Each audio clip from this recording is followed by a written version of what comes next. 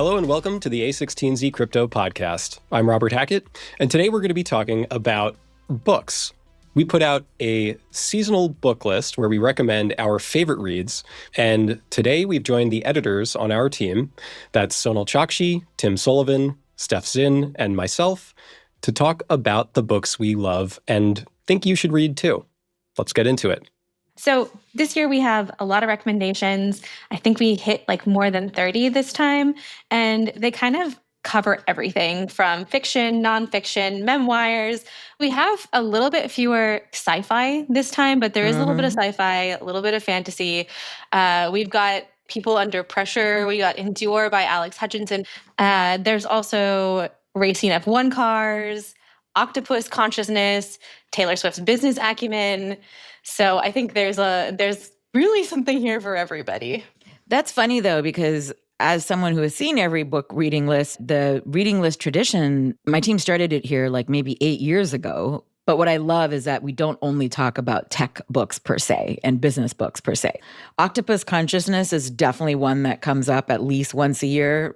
And same with the Formula One thing, which I think is super cool that people are obsessed with either Formula One racing. It is fascinating to me that that is a genre that people always recommend every year. I actually think we had that book on our Founder Summit list. That's right. I added it. It was from Sagar on our team who recommended it. And his recommendation was really specific. It was that it's actually a book about optimizing for racing and like how do you engineer a car, but what are all the optimizations you do to make it fast and work really well. But it's also kind of an analogy for how you optimize code and software. So I kind of love how people connect the dots between various books to their work. F1 is so popular right now. It is wild. Why? I don't know. I think it was the show. It's on Netflix, right? The Netflix show is like just taking over the world. I have a question about the F1 format. Is it just a race or is it sort of like a car beauty pageant? Because I have it in my head as like they're showing cars in different ways too. And I need some answers here. I've never seen it. That's amazing. So I also have not seen it, but I had somebody describe monster truck rallies to me. I think it might have been Yoakum on our research team who said he wanted to do like a whole Americana weekend. And so he went to like a gator farm and like, I don't know, ate a steak dinner and went to a monster truck rally. But he said monster trucks are ballet. It is a form it is a high octane form of ballet, to your beauty pageant point. I think I might finally read this Formula One book so that I can understand how Formula One works. Yeah, I might have to read this one out loud to my son, who is obsessed with anything with a motor or an engine, the bigger, the faster, the whatever. Like he's into construction vehicles and race cars. That's so great. What were the picks that popped out for each of you on the team's picks this year? One that popped out at me is the ASML Way. I've been fascinated by this company for a long time. They are the maker of the machines that make semiconductors, and I find them fascinating. They're a Dutch company. The U.S. developed this technology and then didn't pursue it, this extreme ultraviolet range way of like etching lithography onto chips. I love that Ariana Simpson, one of our general partners, put that as her pick on the list. But what's really funny, just now, Robert, I didn't connect the dots that's what you were talking about. Because at first I thought you were saying the ASMR way. ASMR way? ASMR back to the audiobook. Yeah. I would be down. That's computer great. Chips. From Tim's picks, I'll just quickly say that I love that you added Agnes Callard. She's actually a very interesting thinker, modern public intellectual. I actually added one of her books in our Founder Summit list this year because I also like Open Socrates, and I actually think it applies to how people can have discourse in the workplace, like how to like talk about things. I like the fact that she is anti-debate, that debate there's a winner and a loser, and that when you are in a Socratic dialogue, there's one voice speaking. So when you engage with your friends to kind of talk, or an interlocutor about these disturbing questions that you ask, they're actually reflecting back to you your own voice so that there's just one conclusion because you're both working towards the same thing. And I thought that was kind of just lovely. Any other genres on the list this year, Steph, that came up or themes you saw? So we have some memoirs. Scott added a memoir of chronic pain. It's called Look Ma No Hands. And he said it's actually really, really funny. So I am very curious about that one. I have to mention, because I genuinely love this, that I read A Cracking of the Heart by David Horowitz, who happens to be Ben Horowitz's dad. And at his memorial, they had like a shelf of all his writings. And he's such an incredibly prolific writer. Like he actually probably was a writer first. And you don't really realize that because of his like background and political history and commentary and influence in like different political circles. And it was interesting because you see he has this very persuasive style and it's very talented. And you can see where Ben also may get some of his writing ability. But the book that drew me most was A Cracking of the Heart because it didn't feel like a book where he's trying to persuade you to a point of view. And like this type of style of writing is trying to tell you what you should think or why or make an argument. It was just a father mourning a loss of a daughter and trying to stitch together her story from friend anecdotes, family stories, her journals, her own writings, because she was also a writer and an aspiring writer. And one of the things that they talk about is how the father regrets that he squashed the daughter's sharing of writing with him because he wanted her to make a career out of it. And she was kind of withholding her writing. And it's just such an incredible, I bawled my way through it. And I think that memoirs of grief might be the best way to process one's own grief. And I haven't gotten to the Joan Didion book, The Year of Magical Thinking, because I've kind of been dancing around that one for a while. But anyway. That's great. Great pick and a great tribute to him for his recent passing. I think from a personal reading habits, I only have one nonfiction pick this year. And then everything else is basically fiction or memoir. I actually have just almost entirely stopped reading nonfiction. I can't take it anymore. It's either too That's anecdotal so funny. or fluffy or silly. A conscious decision, Sonal? It's a good question. I think it is now a conscious decision. It started off subconsciously. I just sort of stopped picking, and then I would pick up a book and then put it down annoyingly because there's just stuff with stupid anecdotes. Like I'd almost rather read a textbook or a very slim article that makes an argument, but I don't want to read anything else. I like that you label memoir to be fiction, by the way. That's Oh, it is. I mean, isn't it? yeah. Yeah. Yeah. Yeah. I think somebody once said it's the highest form of fiction. Oh, I love that. Like, I'm just over nonfiction. I don't know what happened. I mean, I don't know if the world has changed and it's made that type of book unnecessary with the way that we swim in information. But I don't know.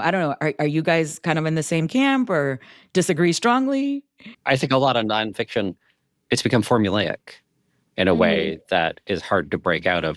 It follows the same storytelling tropes. The chapter starts with an anecdote and then it goes into the thesis of the chapter. And then, Exactly. and a lot of times, like I read the longevity book, Adia, which Yeah, we've by recommended Peter in the Attia. past. Drive. Peter Attia. Yeah. Outlive. And I was like, Outlive. yeah, didn't want any of his stories. I just wanted the information on how to live longer and better. Yeah, just wanted a summary. Diet of and the exercise, Tim. advice. Spoiler I mean, alert. Yeah, it's what my mom told me. Thanks, Peter. To your point, Tim, or our point about the anecdote and this formulaic thing in nonfiction, the podcast is amazing because you get none of the stories, all of the information density, and I love it. And in fact, for any people, interested in hormones, hormone replacement therapy, these topics du jour, he has some of the best episodes on air on those topics. It's just rich with information, science, and no stories. I do feel like many of these books could just be blog posts or articles. If you really boil them down, they don't amount to a whole lot. I really like nonfiction that's just a good story, though. Like, if you just accept it for what it is and enjoy that, that's why I love nonfiction about boats and nautical nonfiction. Because it's so Same. fun. They're like, it is just sort of like you have to treat it as an adventure novel, and that's kind of it. Some people like Westerns, like that's a genre people are into. My genre is like Arctic exploration on whaling ships from like the 1850s to 1900. Like that's my genre. We talked about this last time. Endurance, Alfred Lansing. I have some new boat books, though. Same. Northwater, very good. What are they about? Boats, Go ahead, Robert. Sonal. What is Why are you not Northwater listening? specifically? What is Northwater specifically talking about when it comes to boats? Okay, some dudes go on a boat. They go to the Arctic. Mayhem ensues. That's the whole thing. It's always what they are. That's funny. There's components that can be swapped in and out. Sometimes they have to be on a raft, too, when they're surviving. Sometimes there's cannibalism. You just don't know what you're going to get with these books, but it's always kind of the same, like, set of components. if you're lucky, there's going to be a polar bear or a leopard seal, some kind of thing with claws and teeth that is trying to eat somebody. I also feel like at the outset, you can kind of predict who's the one who's going to like die first. It's like any fiction novel, and the experience is similar to reading something adventurous.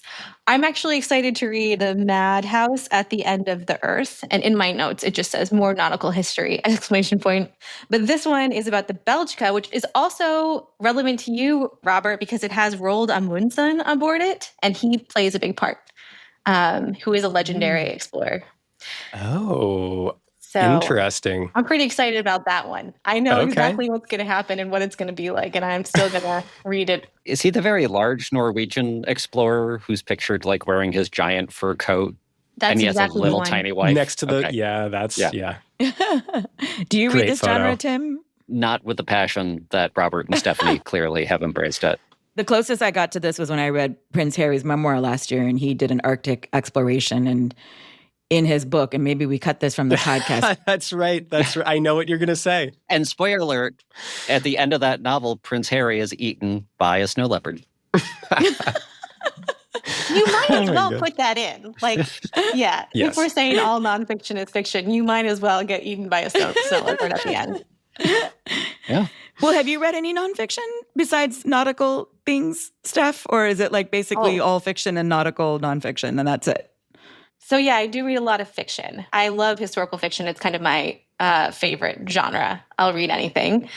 I've also been reading like anthologies of letters from the Italian Renaissance. One is called Voices from the Italian Renaissance.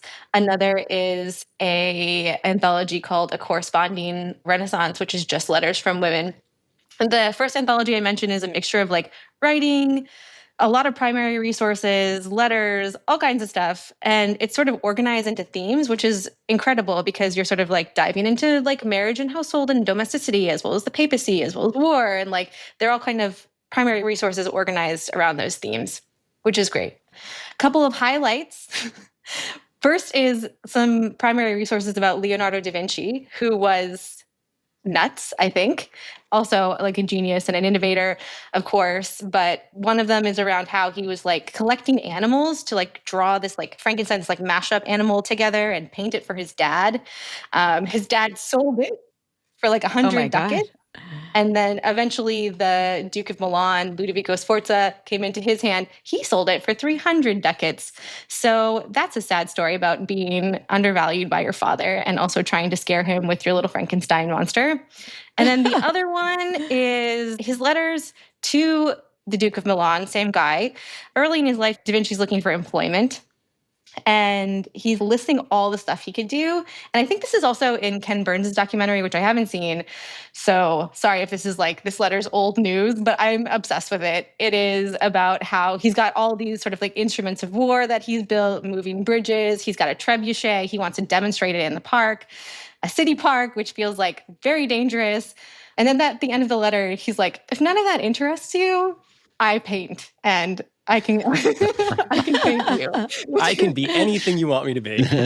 I did bring some books, by the way, when I went to get my water. I found the letter, Steph, that you're referencing. So it's in this book, Letters of Note, which was compiled by Sean Usher. He also did Lists of Note. This is the British edition of it. And then at the very end, he says, and if any of the above mentioned things seem impossible or impracticable to anyone, I am most readily disposed to demonstrate them in your park or in whatsoever place shall please your excellency, to whom I commend myself with all possible humility. It's like so funny. I love that you are reading these letters. Imagine someone in Central Park just being like demonstrating tech trebuchet. Like, I love Anything you can do, I can do better. yeah, That's the vibe I got from that letter. True, but he's looking for employment. First of all, he's quite young. This is like early in his career, which I was surprised when I first read it. When I first read it, I was like, he's pivoting. Like, why is he making such like a hard pivot here from painting and sculpture? So the other thing to know is like, yeah, he's looking for employment. It's early in his career and he does get the job. Like he goes to Milan after this. So he was really appealing to Ludovico Sforza because, you know, he knew that he wanted to be this big bronze horse. It's actually very crypto themed for the record too. It's basically a creator or a maker looking for funding, which is as we all acknowledge in our world, a very broken thing. Like he needed money. In the Renaissance era, the only thing that worked was patronage. It's a great point. Such an incredible pitch. And I feel like this is one of the best primary resources we have from the time. It's phenomenal. What's made you kind of drawn to this letter epistolary genre? So, actual letters, I think, give us a really good insight into the past. They kind of make you feel like what's old is new again. People are always the same. One letter that's in both of these books is this merchant's wife. She's complaining to her husband about how poorly he's running his business. And he's like, she's like, this is a business run by children. Why are you like sitting around writing letters to your friend while you're writing these Bibles? People are taking advantage of you. And it's so funny. And I just feel like this could have happened today. And a lot of them are just funny. They're just like day-to-day interactions that we discount when we're thinking about like big historical events. So I love them. I mean, I think what appeals to me about what you said, though, is that to me is what nonfiction should be, which is just original primary sources and facts without any other commentary. Like, let people read the thing directly and draw their own conclusion. That is what nonfiction should be. Yeah. I have a friend who is a nonfiction author who talks about, at the end of every book, he's like, I'm never going to write another book because, and they write another book, but it's lies in the sense that you are stating a hypothesis and then crafting a narrative around it, which carves out this body of information from other things right. you know to be true, right? And that's kind of the nonfiction author's job, is to make those choices. And I think I agree with that, but like that's trusting the author to kind of cleave to the truth that they know rather than shaping the narrative to make it popular or useful or whatever, which is what a lot of nonfiction has become, especially in like the stuff that trends into self-help or business is not terribly appealing to me for the same reasons you were kind of talking about earlier, Zone. Yeah. And what you said about like carving out the information you want, like what you're really describing is they basically have a pre-existing hypothesis. They seek out the information that confirms it. The nonfiction I do like is actually one where the writer is taking you on a journey of exploration around some topic or information that they're trying to understand and you're coming along, which is why one of my picks, which is also on this podcast, coming up next is an episode with Nadia Asparova, my friend, formerly known as Nadia Iqbal, when she was on this podcast. She's been on the podcast like 3 times total at A6 and Z over the past decade. And she wrote a new book called Anti-Memetics, Why Some Ideas... Oh my gosh, I have to find the subtitle. Give me one sec, guys. She's saying that maybe this topic is anti-memetical. Great about it is that the fact that you can't remember the subtitle is anti-memetic. Exactly. She made the exact same, means that the idea is, She made the exact same observation to me, Robert, because I remember the book and I read it so thoroughly, but the subtitle does not stick. It's anti-memetic. But it's called Anti-Memetics, Why Some Ideas Resist Spreading. I'm excited for this one. What I really liked about this, and this is what nonfiction should do, is it was new, fresh, non-derivative, and thought-provoking. Like I learned something. I went along with her on a journey. She had just the right amount of personal injected and no stupid anecdotes. There were a few useful examples, but no like stuffed anecdotes in this formulaic way that Tim was talking about earlier. And it's tight. It's not longer than it needs to be. I'm intrigued. Yeah, I'm adding I it to think the it would list. really fit your interests. So I might take this opportunity to weave some threads from our conversation. We talked a little bit about memoir as a kind of fiction. We talked about epistolary novels as a genre. And what you were just talking about, Sonal, about this idea of sort of like private truths and public lies. I am going to talk about one of my recommendations on the book list this year, which is Mark Twain by Ron Chernow, which, full disclosure, have not read, but one of my favorite pastimes is listening to historians on podcasts or give lectures and talks, people who have immersed themselves in the primary sources, and then they kind of give you a tight, within an hour summation of their research and discovery. So I feel like I'm on the exact opposite end of the spectrum as maybe Steph, you are in reading these primary sources from the Renaissance. I like getting the tight, focused point of view from somebody who has done all of that work, and I don't want to do that work, especially when I trust that person. And Ron Chernow is somebody that I would trust. The book is about Mark Twain, who was like the original American celebrity, writing celebrity. Why do you guys think, why is Mark Twain in the zeitgeist right now? Like, why is Chernow, I mean, do we have any insight really into why is. this book? And by the way, so on the list, I kind of like secretly actually recommended a conversation he had with Conan O'Brien, who won the Mark Twain Prize for American Humor this year. So anyway, that's kind of like what my recommendation was rather than the book itself. But there is something going on because James won the Pulitzer Prize, and that's this reimagination or revisiting of Huck Finn, which some would say is the original great American novel. There is certainly something in the atmosphere right now. People are interested in Mark Twain. And I think maybe part of it has to do with the fact that he was such an unrelenting advocate of free speech. He would say the things that nobody else could say or would say, and he could get away with it.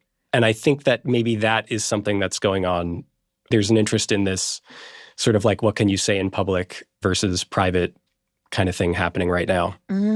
That's a very, like you said, very connected to the anti-mimetic. Yeah. The man was known to embellish. Like, he made stuff up a lot of the times. He would always sort of juice his stories to make them more interesting and appealing. It's hard to pin down what is truth and what is fiction. Later in life, when he had somebody writing his biography, he told the guy that they couldn't publish the biography for 100 years after his death.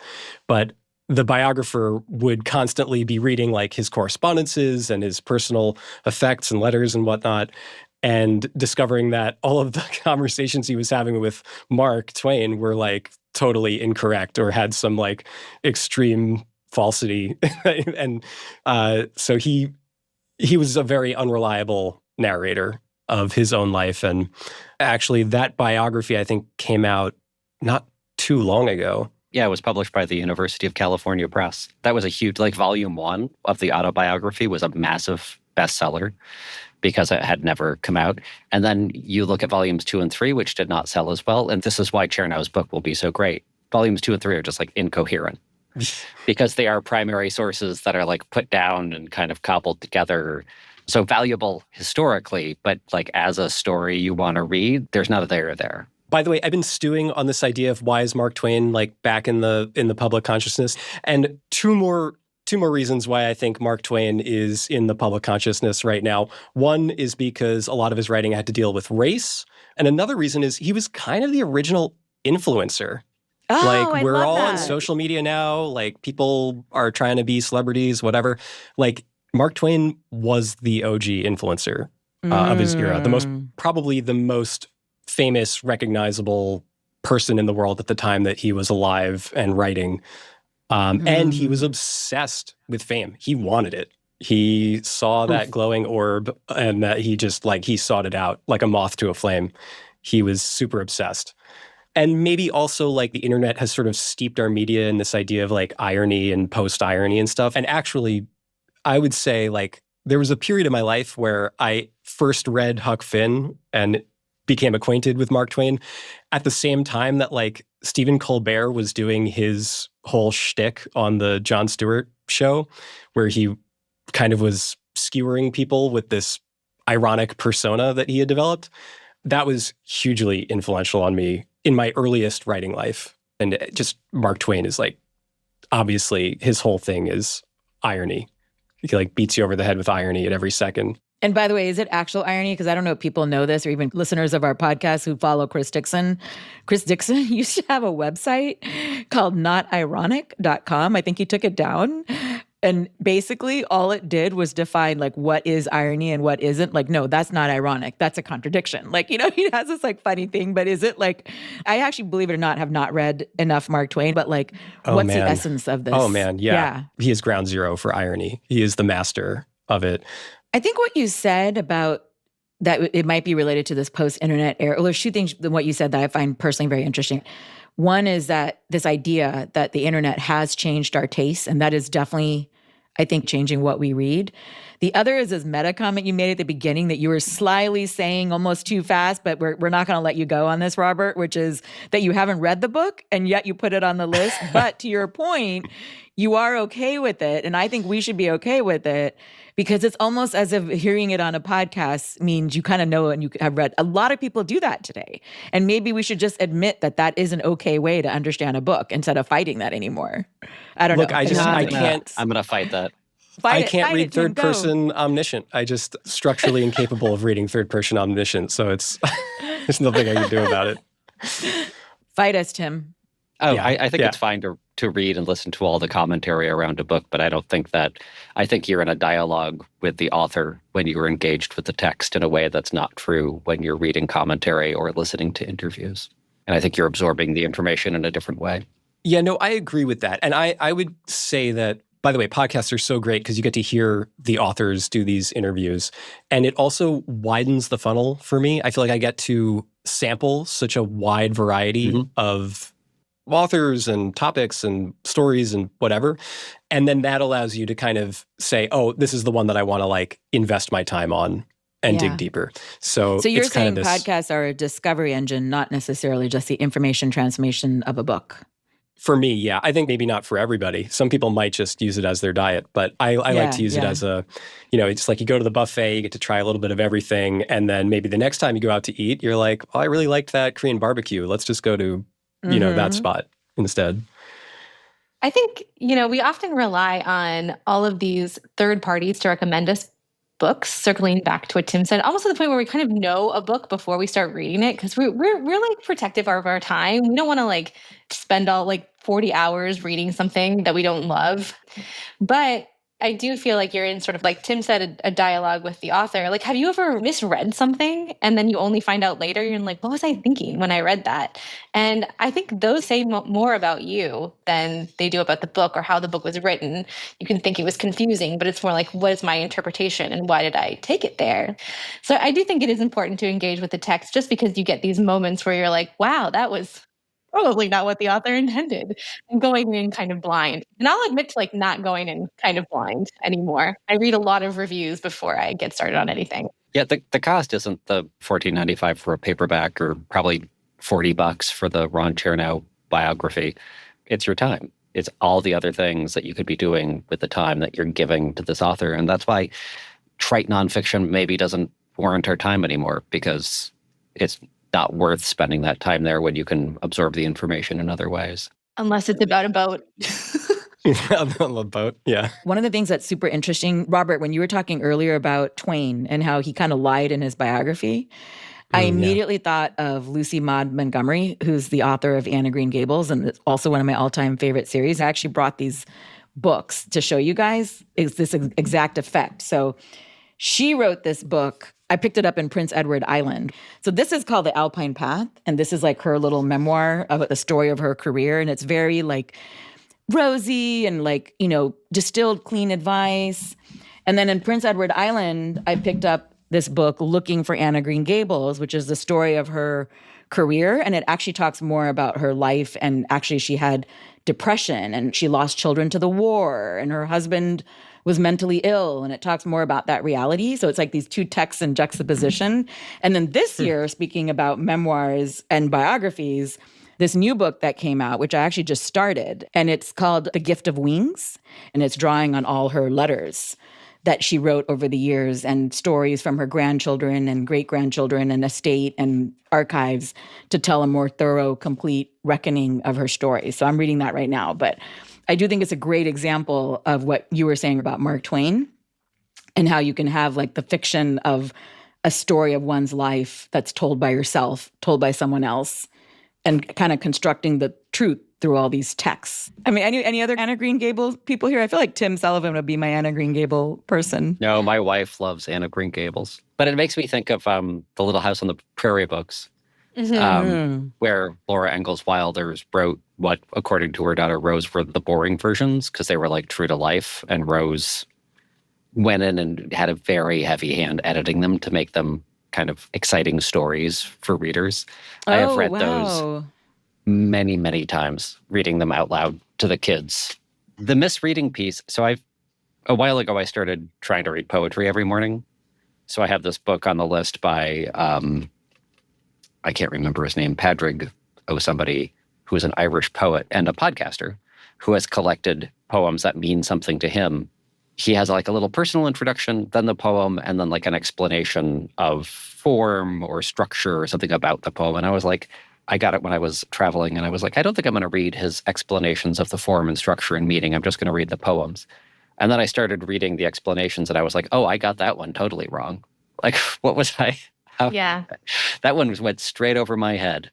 I'm discovering that, not a lot, but oftentimes enough, like even if it's just a couplet that changes the meaning. And that close reading of these very carefully chosen words is a very different experience. Well, it's interesting because it feels like you guys are all sort of talking about the author as this person who's writing this book, as a voice in the book. And it's funny because this whole debate about nonfiction, fiction, to me, comes down to the author getting out of the way.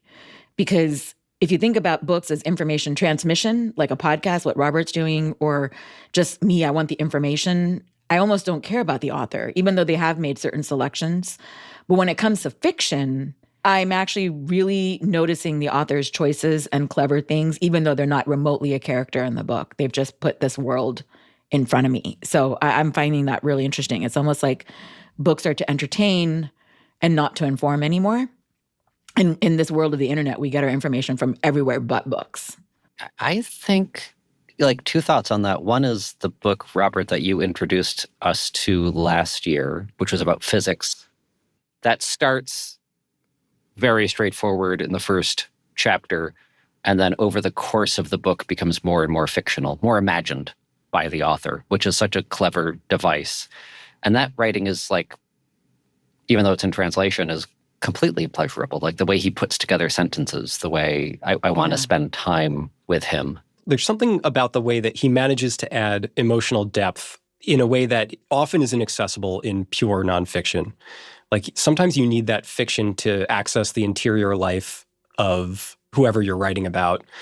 And when you hew too closely to the documents you have available, you are unable to really get into there, which maybe, Steph, leads to your love of historical nonfiction, because you do get access to that other space that is absent from a lot of nonfiction.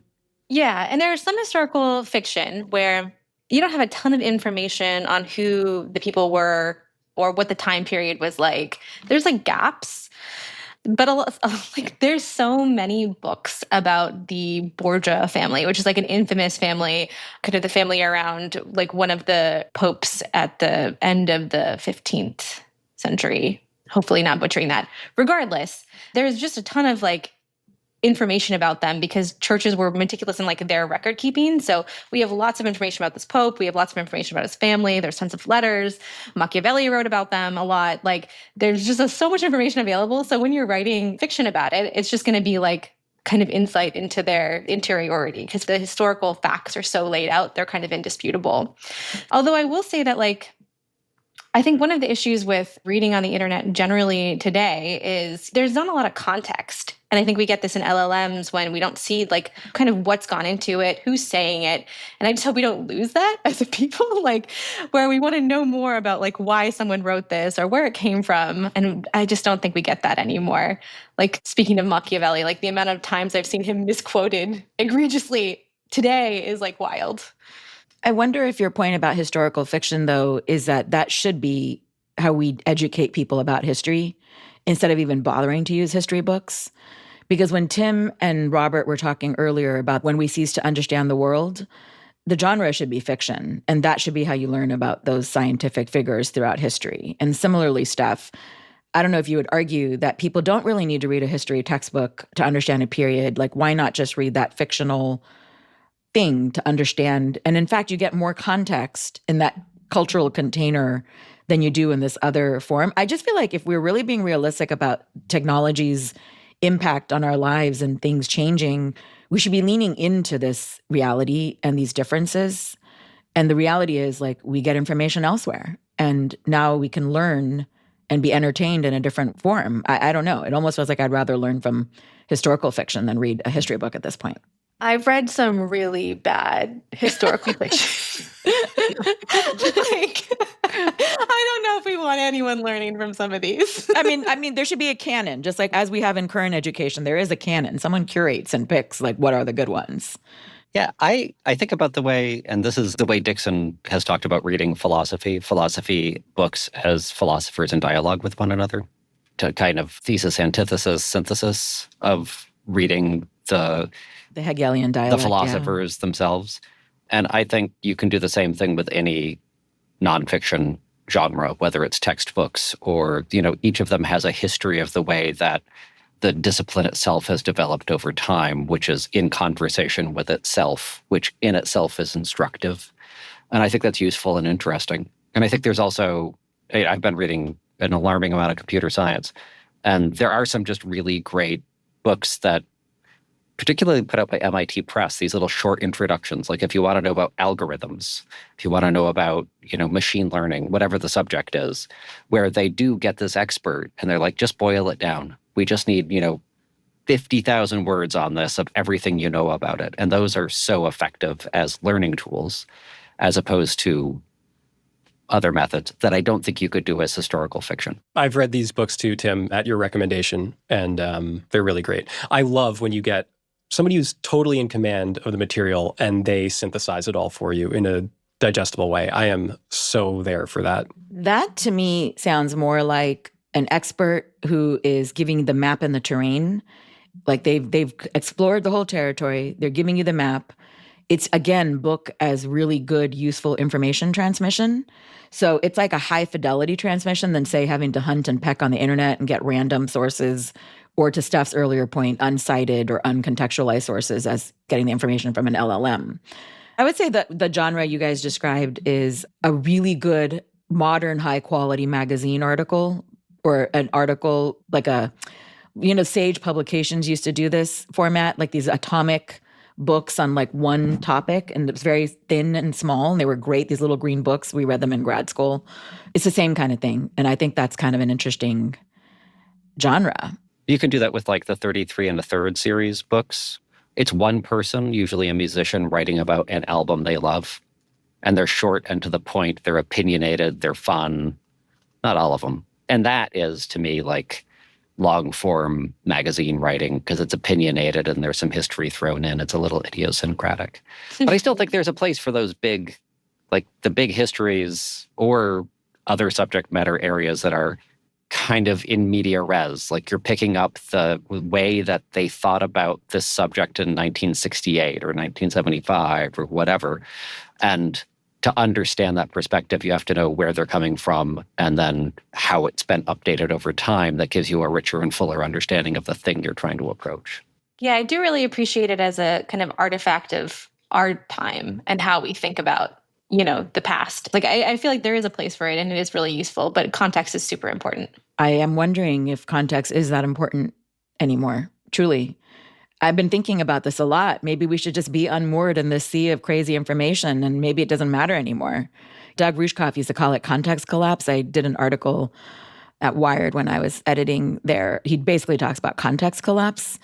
And I feel like that time has arrived. I mean, I think it's absolutely necessary, because otherwise, like, what's the point of having written language and being able to talk to one another? Like, how do we learn anything from what happened? And like, I think Machiavelli is a good example. If you take what he wrote at face value without looking at the past at all, it's a completely different text. That's true. When you think about his letters and the Prince, which a lot of people quote, like, if you don't understand any context about that, it is sort of like a completely different thing than it is once you understand the history. Like, what is the position that it's being written in? What are the forces that he's contending with?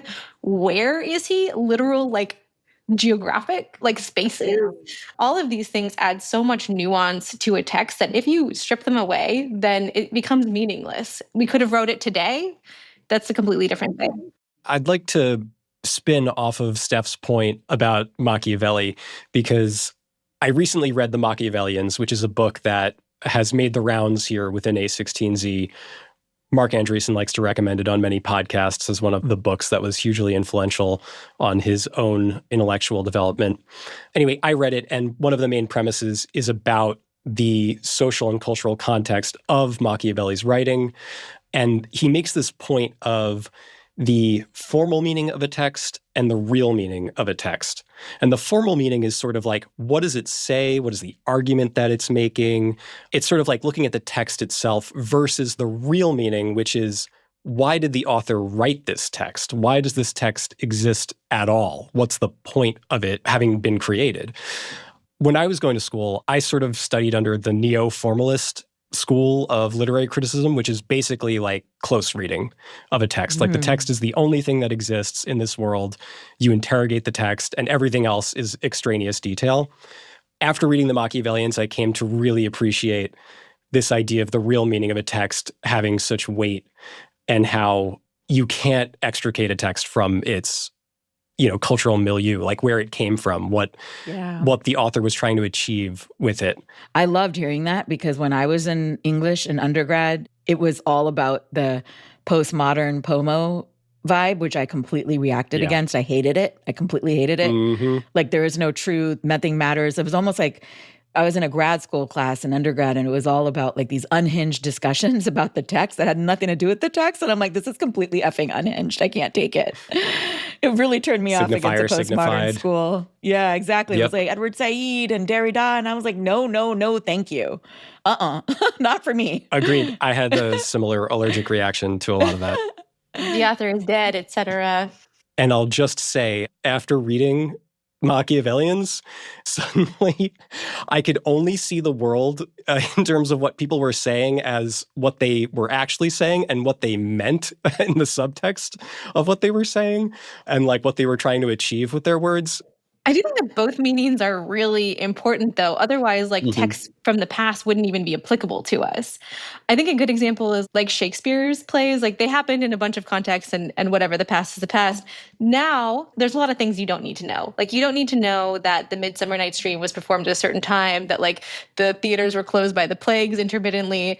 That's important for some things in understanding the text, but like it's not important for the enjoyment of the text. And then the other thing is like we see a lot of adaptations, like, they're set in different parts of the world, performed by different kinds of people. And like that is our interpretation on it, which I think is equally valuable. And there's like, we get a lot out of that.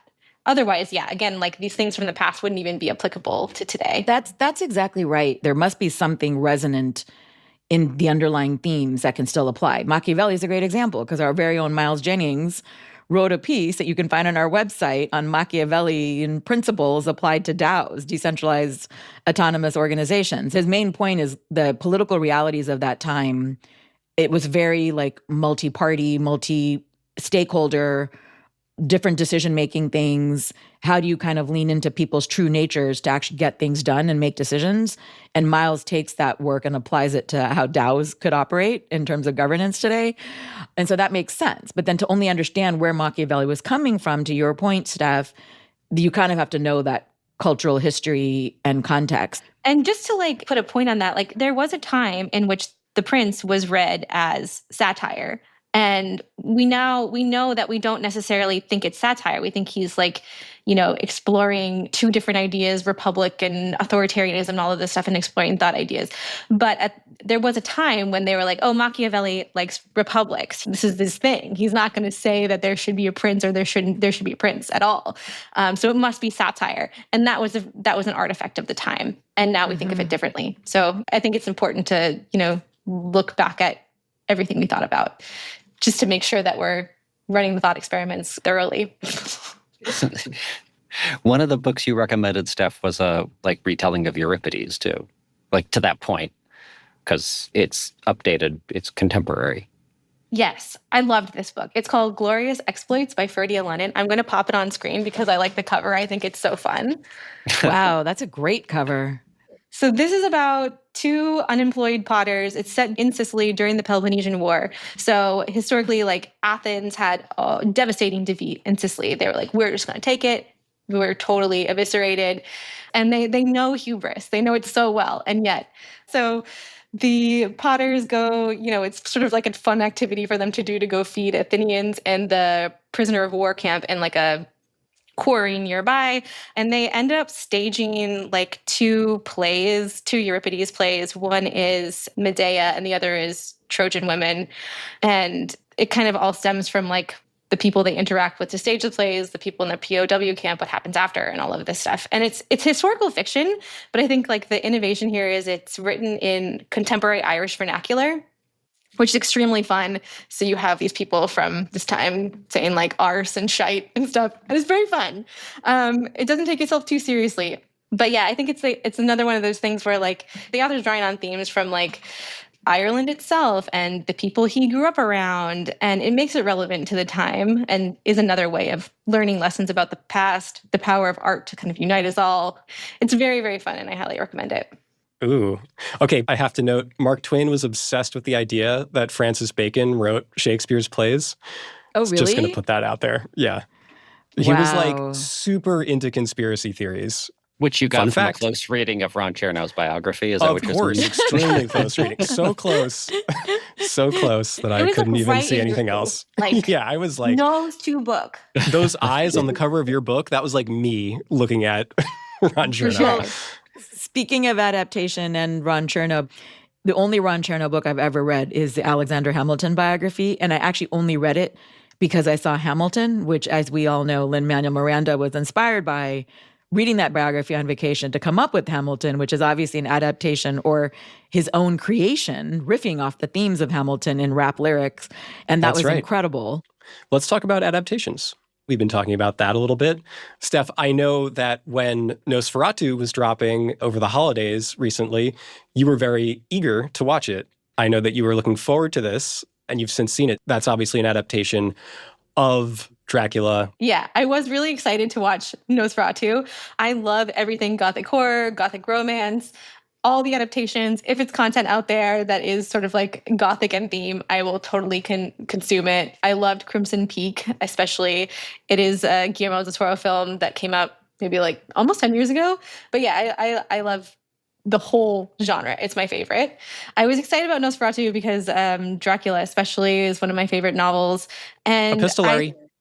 It is epistolary, yes. And last year you mentioned the audiobook Dracula read by Alan Cumming. I remember that. Yes. Because I added it based on your very recommendation. fun. So I watched Nosferatu. I was a little disappointed by it, but I still loved the vibe. And I thought the cinematography was beautiful.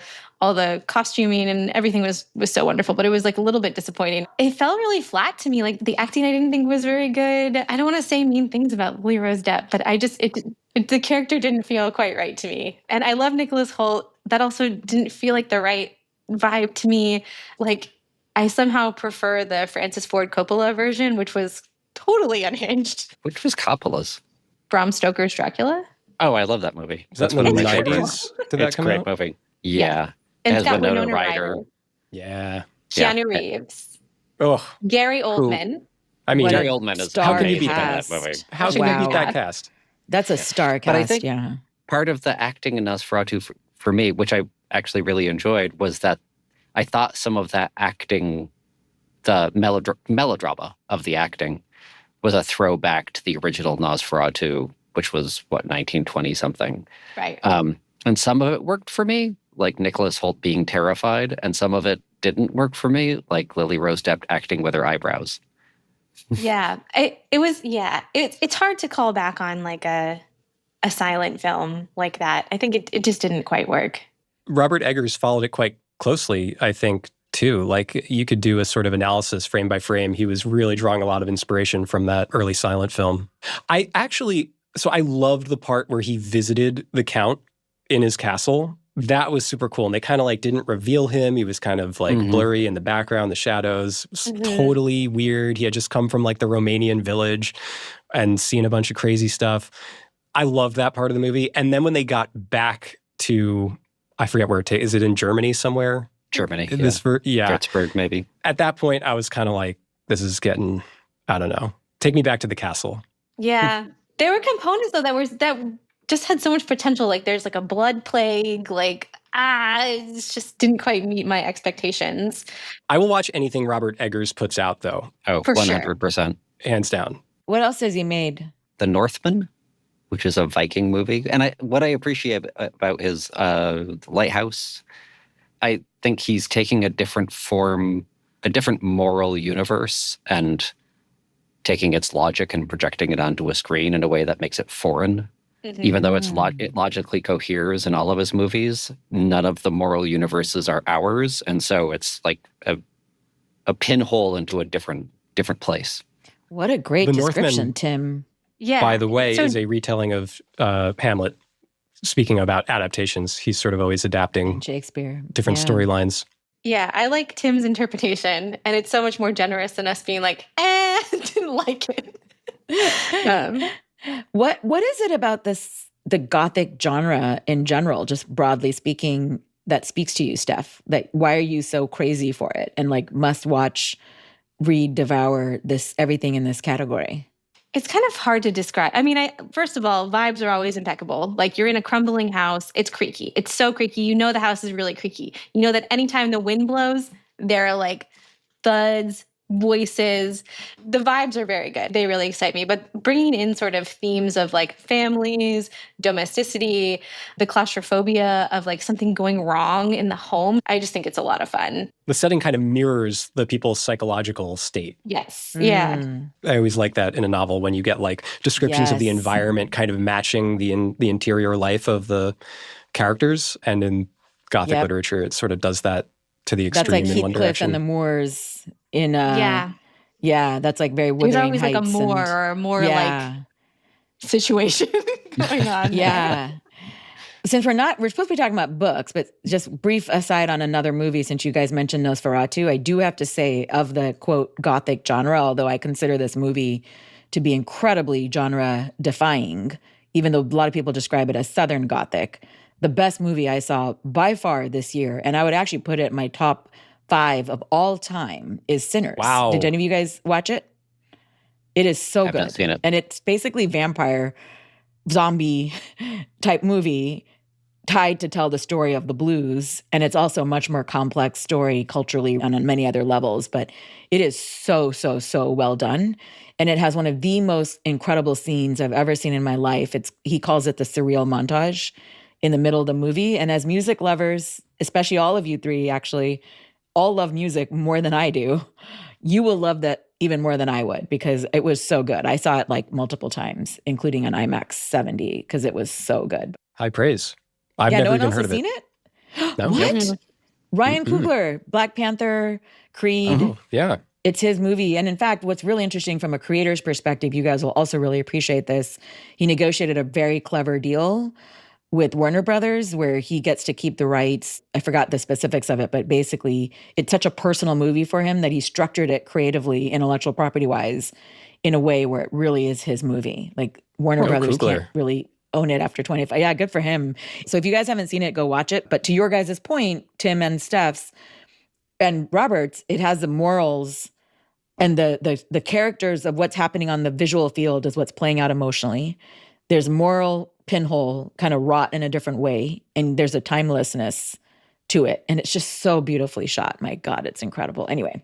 Speaking of authorship rights, what's really interesting about Nosferatu, since we were just talking about Nosferatu, is that the original film did not have rights to Dracula. And the estate of Bram Stoker famously sued them, and they had to burn basically all copies of the movie, which they did What? unsuccessfully, which is why we still have stills of the silent film Nosferatu today. Yeah, there was a whole legal entanglement battle Wow. going on there. And it's only by happenstance that we happen to have surviving copies of this really influential early film. Wow. That's fabulous. That's amazing. What are other classics you guys are rereading? Because I noticed that, Steph, you and I both have some classics on our picks this year. Yeah, I reread Little Women. It also has 2 wonderful adaptations. They're both good. The 1995 one with Winona Ryder, and then the one that came out more recently with Saoirse Ronan. They're both beautiful, wonderful adaptations. The first one really defined my childhood, and I loved it so much. Yeah. So the experience of reading a Little Women didn't really hold up for me. Like, I think the book it's kind of tedious. It's kind of moralistic. It's supposed to be didactic. It's not like a great reading experience, but I think, the adaptations were really lovely. I was about to say, I think the movie, this is a case where the movie is now better than the book. The Greta Yeah. Gerwig version was like way better than the book, in my opinion, at this point. The classic that I reread, and this is kind of a pet peeve of mine to even say on air on a tech podcast, because one of my real pet peeves in tech, gosh, you guys, I feel like every time we do this podcast, I complain about pet peeves, but here I go with another one.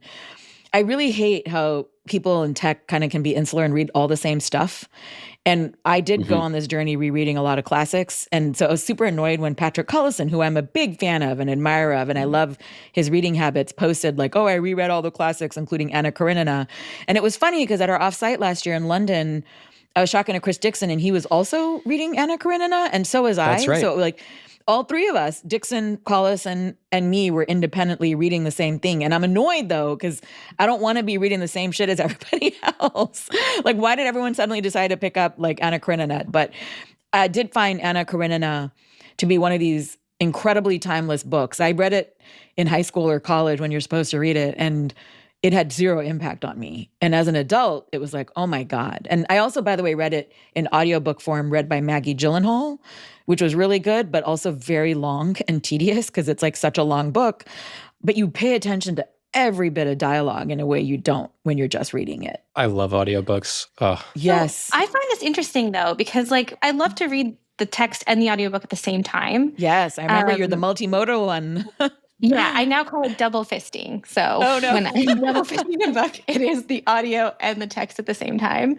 I did this with the book I mentioned earlier, Glorious Exploits. It was great to hear it in an Irish accent because it is in Irish vernacular. But I have a problem where like if I listen to an audiobook, I'm usually driving, like somebody cuts me off. I have to spend 20 minutes cooling off from that because I'm so mad. And I'm not paying attention to the audiobook. And then I have to go find my way back. And I feel like when I read the text, I'm so much more engaged with what's actually there. I definitely read every word. With the audiobook, I get the vibe, I get the tone, but I'm ultimately very distracted when I'm just listening. So true. Yeah. You're absolutely right. And I found this as my biggest struggle with audiobooks. And for the longest time, I could not read them because it was like I would always be distracted and lose my place. In a conversation, I could tune in better to. What has worked for me, and this has been my big unlock. Last year, on this episode, I talked about reading Pride and Prejudice as read by Rosamund Pike, which was like one of the most incredible audiobooks. But this year, I read Jane Eyre, read by Thandiwe Newton. And she is so good. And so to your point, Steph, I think, yes, audiobooks can lose you and make you lose your spot. But if they're read by a really talented reader, narrator, and honestly an actor, one of the things I've noticed is that these days, most audiobook narrators sound like AI, which is so interesting to me, given that AI is fast replacing audio narrators. And the only reason it's not is because of the actors unions not allowing it. But like, at this point, like AI is better than most voices and could probably do a better job. And so it's surprising to me that so many of these narrators read like AI. Like, why aren't they working harder and better to inject more voice, emotion, cadence to distinguish themselves from AI? Anyway, that's why I'm drawn to these audiobooks that are read by actors. Jane Eyre read by Tanya Newton is like one of the best things. I would put that in the top 10, not even top 10, top 2 of all audiobooks. So I highly recommend that one. Okay. Yeah, I sold. did listen to that one and read it at the same time, and it was very helpful. She was excellent and added so much to the text. Like I think something that didn't come through when I was actually reading Jane Eyre was it's funny. Like the banter is funny. Mr. Rochester's funny. Like there's a lot of humor in it. And if you're just reading the text and it's in sort of like a little bit of archaic language, like it doesn't always ring like that. It doesn't always come across like that. But when you listen to it, you hear all of the intonations, and it is really helpful. I would say the same thing for the novel James by Percival Everett, the person who reads the audiobook version. I mean, it's so rich with dialect, like the way Mark Twain used vernacular dialects and folksy ways of speaking. Percival Everett, he followed that same thing, and the audiobook version, like the speaker is so incredible. It's so rich. So they found a good narrator for it. They did. It's really wonderful. I don't know who read it.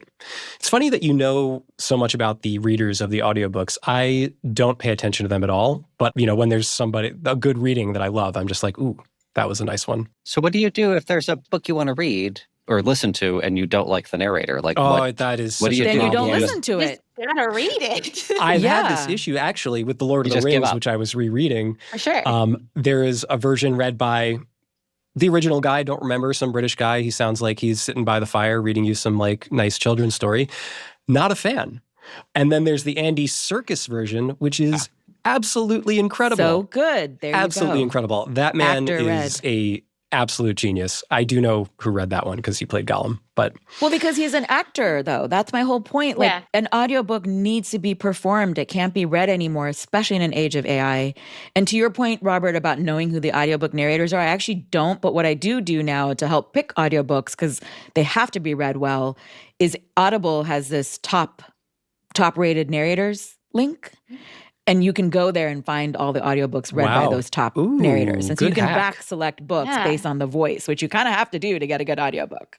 That's a cool. great tip.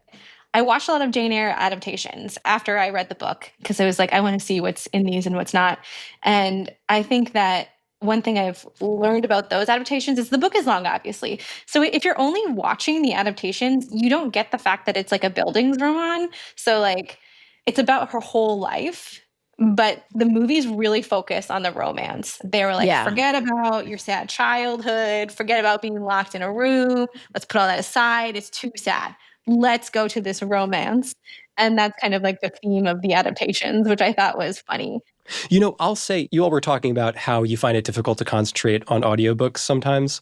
I just got to say, like, my eyes are so tired looking at a screen all day Oh, God. that audiobooks have been such a huge unlock for me. Yes. And I am so ready to live in a world that is like audio first. I am me done. too. I am done with the screens. Don't want them. Don't want to look at things anymore.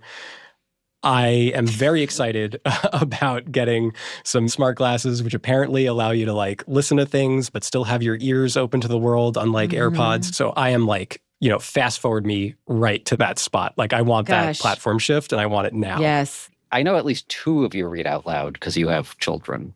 Oh, yes.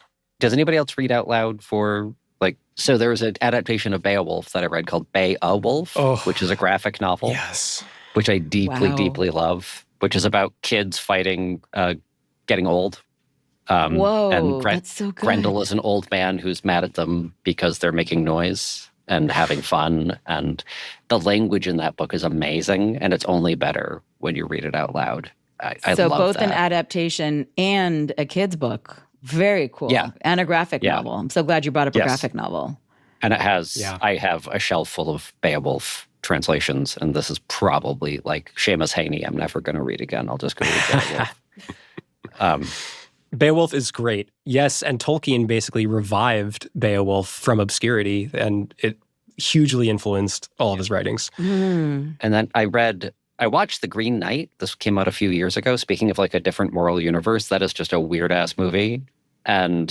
But it made me want to go back and reread the poem because Tolkien had translated that as well to be like, just how weird is this? And it remains just as weird in print. Like but it's wonderful because again, it's like this coherent moral universe where you're just like, you're trying to unravel, what is this? What is this thing that I'm reading? You started this by asking whether we read out loud. Yeah. And I'm adamant that poetry must be read out loud. Mm-hmm. But one thing I've discovered recently is like two of my favorite authors of all time, obviously Tolkien on the one hand, but then one of my favorite poets ever, perhaps my favorite poet, is this guy Gerard Manley Hopkins, who was an Irish poet who was obsessed with Old English, similar to the way that Tolkien was. But there's something about the way that they play with language. Like Gerard Manley Hopkins has this style that draws from early English poetry that is so rich in the way the alliteration is so gorgeous. Unfortunately, he also was sort of like the inspiration for free verse, which was taken up by the modernists and became like the dominant form of poetry. So he spawned this whole like horrible thing that happened later. But I mean, whatever. Maybe people like that. It's not to your taste. It's not to my taste. Well, it's just that people have taken it, and by abandoning all of the rules of poetry, there has been a lot of schlock and, in my opinion, not as great material produced. I have one more read aloud thing. So yeah, I read aloud to my 5-year-old. I read a lot of kids' books with her. We read a lot of books from my childhood as well. But the last book I read aloud, I was actually reading aloud because I was just really enjoying it. But it is The Waves by Virginia Woolf. It's an experimental novel. It's from like 6 different perspectives. It's kind of a lot, but if you can get past like the first, few pages, it turns into like this really lovely poetic writing. And there was a scene in which one of the characters is kind of acting like a kid. They're kind of being juvenile, a little petty. And then if you read it aloud, it picks up like the cadence and rhythm of like a nursery rhyme. So it was really lovely to like just sit and enjoy it. I think reading aloud is like just a great way. If you're just having a nice time, like you should just read aloud. If you feel like the words are good and they feel good in your mouth, just like read it. It's nice. As a writer, you should read out loud your work to see if the cadence and the writing works all the time. Right. We all know that as editors. Wait, so Steph, You were reading Virginia Woolf to your 3-year-old daughter? Like, No, I wasn't reading. This was an alone thing. oh, okay. No, I was like, I was no. listening and I was like, is it the nursery rhyme? Is that what she's responding to? Like, No. Yeah, I read to her all the time. And I read to her some things where it's like, especially when she's smaller, like on the verge of falling asleep, you have a lot of liberty in like what you can read to a child. yeah. But yeah, definitely not the waves. I don't think she would allow that. Did you guys have any kids' books in the read aloud genre or just kids' books in general? We like Dr. Seuss. We like the tongue twisters. They're really fun. And we read them as fast as we can. I have one children's book in my recommendations in our blog post called The Cafe at the Edge of the Woods. It's very funny, and it's mostly about marketing, which we love as, marketers in addition to editors.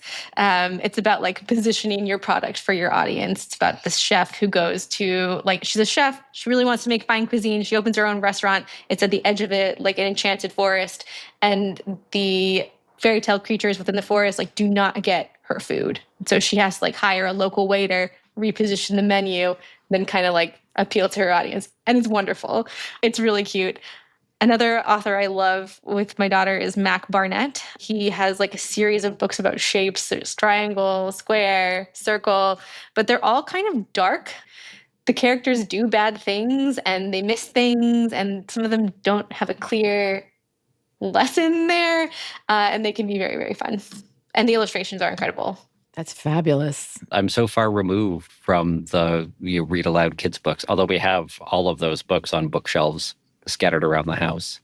I always liked, like, one of the pleasures of taking young readers to the library, where we would go every Saturday with like sacks to fill with books, was they run out and then you have to like get creative about what they're going to find in the stacks. And it was always fun in a place like when we lived in Princeton, New Jersey, to find these books that had been on the shelves since the 50s that they would pick up and read, or they would get bored on vacation and you'd be at a cabin and there'd be weird old books that would pick up and read. And that was just great to find new stuff that wasn't at your local bookstore. Speaking of books you like to read out loud, I saw a great question someone posed on Twitter, and I'd love to hear your guys' answers to it, which is, what are books or a book in childhood that specifically influenced you in like the most influential period for you as a young person? And you don't have to also answer this, but that also may have actually to this day has kind of shaped your worldview potentially. Like, what would you guys put as some of those books? I'll say I have been rereading books that I really loved as a kid. One of those is Ender's Game, and still love it, which I was very happy to find out that I still vibe with my younger self's taste. Oh, Ender's Game. Oh, man, that's great. Yeah. I thought you were going to say Tolkien because of last year's podcast said the Bobbit, Lord of the Rings thing. Tolkien too. I read Ender's Game and Tolkien at the same time. That year was like my annus mirabilis of formative reading. Rereading Enders, I was sort of like, man, why did I identify with this like really, really lonely, like isolated, violent boy? Sort of made me question things. Yeah, no, there's something really universal about Enders. I think I related to Enders too. I think it's something about being special and being seen in a way that the world doesn't get you, and then there's a place for your special skill. There's something about that theme that resonates. I like that interpretation rather than mine. Violent alien killing. Well, he does reckon, I mean, as controversial as he is as an author for some people, he does reckon with it very well in book 2 of the Ender's Game series with Speaker for the Dead. And he only wrote Ender's Game actually as a layup to get to that story. Like that was the story he actually wanted to write. And he was like, I'll just write this book to get there first. What's cool, too, is Orson Scott Card then retold the story through another person's perspective, just talking about, like, these adaptations and recuts of earlier works, similar to, like, James and Huck Finn. You have the same author, Orson Scott Card, taking that same story, but then again delivering it through a totally different perspective, Ender's Shadow, through the character Bean, which I'm currently reading right now, and it is great. So Ender's Shadow is like, what, book 3 or 4 in the series? It's weird. The kind of like, it's concurrent with Ender's Game. He wrote them at all different times, but like, there's like some order. There's probably some order that you could read it in, but it's almost a parallel story line, which has other book offshoots. Got it. Because then there's a third book. It's actually one of the few books I've seen that has a positive AI, because the alien intelligence that lives in the network, Jane, I think her name is, is kind of a friendly person lurking in the network, and she appears in book 2. I'm trying to think if Anna Green Gables would be one of mine, but I don't know. Like, I still love those books as a child and growing up, but I don't know that they're the most formative. For some weird reason, the books that keep coming to mind is A Great Brain series by F. Oh, Scott so good. Fitzgerald. One of my all-time favorites, along with Encyclopedia Brown. So there was something about like the smart kid outwitting others, whether it was Encyclopedia Brown or Tom Fitzgerald, or like what Tom forgot the last name. Yeah, John Dennis John. JD. Well, JD's the author, but Yeah. JD, the character was not the smartest brother. It was Tom. Remember that book 4, Me and My Little Brain? Because that's where he gets to rise. Yeah. And that's where he gets Great to books. rise and beat out without Tom's help, because Tom's away at school and he saves his younger adopted brother, Frankie, from like the bandit. I remember that so well. I love that you know those books. They're like definitely Great my books. universal. Yeah. Encyclopedia Brown, too. Great books. And remember how Sally, Super I fun. love that Sally was like the brawn and Encyclopedia Brown was the brain. And the aptly named Bugs Meany, Oh, yeah. the villain. Are we just way out of generation, Robert and Steph? Do any of I these think books sound familiar to you guys? Because they were very much in No. our zeitgeist growing up. I'm familiar with it, but never read it. When I was a kid, I didn't really read books for children that much. Like, my dad was a huge reader. He had a big library, so I would just kind of go and pick stuff off of his bookshelf, and that's kind of how I started. Little Women was definitely one of them. I mentioned that. Jane Austen was one of my favorite writers. But I think the more formative books were 2 that I can think of. One was Hitchhiker's Guide to the Galaxy, which really informed my sense of humor and like how I approach the world. You and Elon Musk. I totally see I that. thought it was the funniest book that I've ever read. Anyway, and then the other one it's called The Mezzanine by Nicholson Baker. Oh my God. Yeah, so good. It's incredible. And I don't hear very many people talk about this book anymore, but it was quite popular. But the whole book takes place over somebody like, it's just a guy in an office and he's riding an escalator and his shoelace broke. And that's the entire book. And the rest of it is him just stream of conscious fitting in memories. And it's funny. It's really funny. Yeah. He has like some of it's in footnotes. The format's really interesting. He has a whole diversion on paper straws. So he was like an early critic of the paper straw and how it flowed. He would fit right in California. It's short, and it's just like, I remember reading that and being like, this is what it's like to be a writer. This is what it's like to read good books. I remember like my dad laughing on the couch and asking him what he was reading, and it was that book. And yeah, I love it. Very formative for me. Yeah. All of Nicholson Baker's microfictions are like that. They're just amazing little gems. Matt Levine, the Bloomberg columnist who writes the Money Stuff newsletter, apparently that was one of the things that changed his life, was reading The Mezzanine. He was like, he didn't realize you could write like that. And that he has such an idiosyncratic style that is very funny and irreverent. Anyway, he draws from The Mezzanine. That's so funny. I've never read the book. Is it worth reading now, today, you think? Yes. Totally. And it's kind of, now it's funny because it's got all these like little old technology things, like there's memos and like fax machines, and like it's definitely still worth reading. I just added it to my list. I love that. I want to shout out for Lloyd Alexander. So that was definitely formative for me as a kid, thinking back on it, in addition to everything else. It's Welsh. Have you guys read them? The Prydain Chronicles, Prydain. And he took Welsh fairy tales and turned them into kids' books. And some of them are really heavy morally. But there's like a series of 4, and it follows an assistant pig keeper. He is not a pig keeper at the beginning. So classic hero's journey as he goes through life to eventually, his rise to the top. But just kind of deeply felt novels of a kind that kind of are conversant with Tolkien and others of that genre that were just great. So you think Lloyd Alexander you could read even today? Oh, yeah. I have them. They're on a shelf in my house. I read them every few years when I go back to him as a writer. And it's one of those things, that you were a reader and not somebody who talked a lot, when it took me years to not know that you didn't say his name, Lloyd. Oh, yeah. I was like, oh, it's just Lloyd. Tim, how do you pronounce the author of The Virgin Suicides? How do you pronounce his last name? Jeffrey Eugenides. Eugenides. There we go. Yeah. Thank you. Is the book good? It's so funny because I only know that book from the Sofia Coppola and Kirsten Dunst movie. I like the book. I just haven't read it in a super long time, but I remember enjoying it. So I'm curious if it would hold up after 30 years. I think it holds up. It's an interesting perspective. It's in first person plural, so it's like from an anonymous group of teenage boys, which I've thought was an interesting way of telling the story. It's funny because you brought up the voice a few times, and I think you're the one who originally told me about this thing that like third person omniscient is a thing that kids can't read, and apparently Robert too can't read anymore. But like, what's the deal with that? Like, what's happening there? Okay, so I don't have any basis for this other than there was this viral tweet about how teenagers don't read Omniscient Third anymore, or they can't read Omniscient Third anymore, which is interesting. And I don't know how true this is. And I don't know if it's like they can't physically read it with their eyes or if it's just a preference thing. That's so funny. So what do they read? Like first person only? Like kind of like YouTube influencer genre mediated now? Or what's the deal? Do we know? Who knows what they're reading? They think it's head hopping.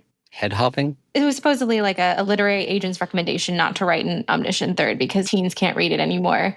Yeah. But like, okay, so in defense of teens, how many books were you assigned in high school did you actually read? Like, I think I just read maybe a third of them that were in Omniscient Third or whatever. Of Mice and Men is an Omniscient Third. And I have very clear memories of reading sort of like the first and last paragraph of every chapter and then just calling it a day on that one, writing my essay and submitting it. So like teens have been, cheating forever. They have been not reading the books that are assigned to them for as long as books have been assigned. So I don't know where this is coming from. I think we are forgetting.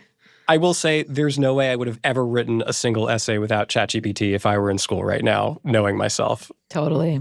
I mean, we had Wikipedia, we had encyclopedia. Which at the time, people were like, you can't cite Wikipedia. You still can't. But everybody uses it as their basis of information. Exactly. But there was like that whole controversial period. People were like, do not use Wikipedia.